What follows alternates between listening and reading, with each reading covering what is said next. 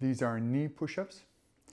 What you'll do is your arms are going to be by your sides with your elbows bent 90 degrees. That's the starting position, like this.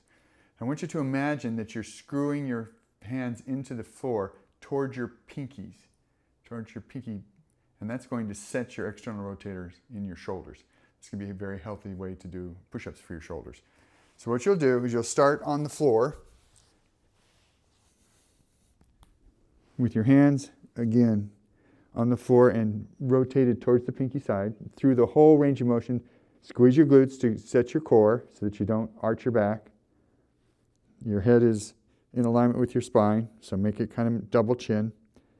Pull your stomach in a little bit and just come up and then back down. And when you first start off, you can stop here, relax for a second, then go back up. When you get really good at this, then you don't have to stop at the bottom. So it's keep your butt squeezed. You're going to breathe out on the way up.